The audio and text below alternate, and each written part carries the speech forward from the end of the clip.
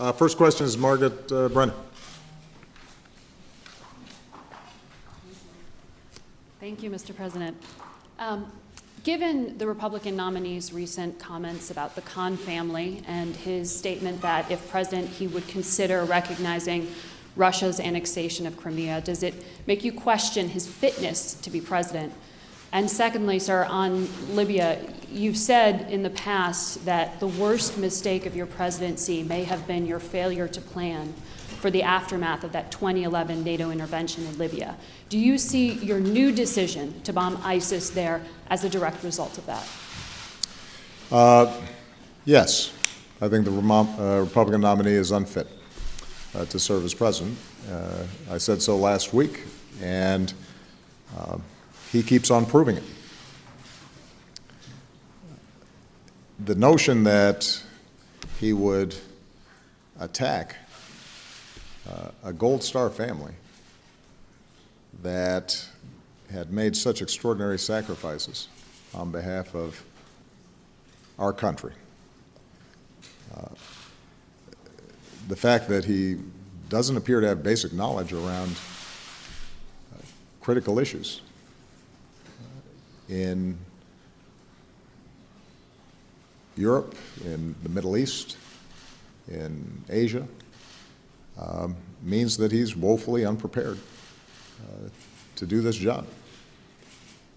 And this is not just my opinion. I think what's been interesting is the repeated denunciations of his statements by leading Republicans, including the Speaker of the House and the Senate Majority Leader and prominent Republicans like John McCain. And the question I think that they have to ask themselves is, if you are repeatedly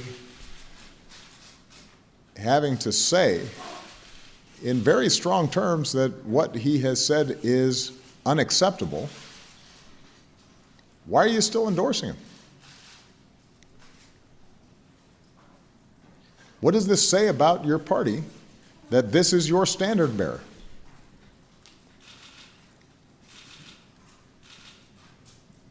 This isn't a situation where you have an episodic gaffe.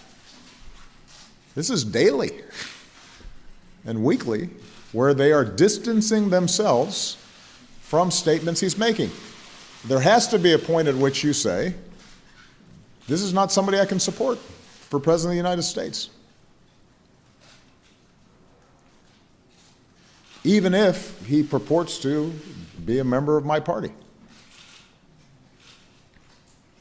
And the fact that that has not yet happened makes some of these denunciations ring hollow.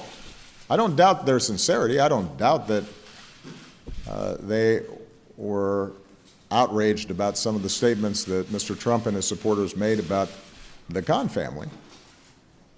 But there has to come a point at which you say, somebody who makes those kinds of statements doesn't have the judgment, the temperament, the understanding to occupy the most powerful position in the world. Because a lot of people depend on the White House getting stuff right. And this is different than just having policy disagreements. I recognize that they all profoundly disagree with myself or Hillary Clinton on tax policy or on certain elements of foreign policy. But there have been Republican presidents with whom I disagreed with, but I didn't have a doubt that they could function as president. I think I was right and Mitt Romney and John McCain were wrong on certain policy issues, but I never thought that they couldn't do the job. And had they won, I would have been disappointed. But I would have said to all Americans, this is our president, and I know they're going to abide by certain norms and rules and common sense, will observe basic decency, will have enough knowledge about economic policy and foreign policy and our constitutional traditions and rule of law, that our government will work. And then we'll compete 4 years from now to try to win an election. But that's not the situation here. And that's not just my opinion. That is the opinion of many prominent Republicans. There has to come a point at which you say, enough. And the alternative is that the entire party, the Republican Party, effectively endorses and validates the positions that are being articulated by Mr. Trump. And as I said in my speech last week, I don't think that actually represents the views of a whole lot of Republicans out there. Thank you. Thank you very much, President. Thank you.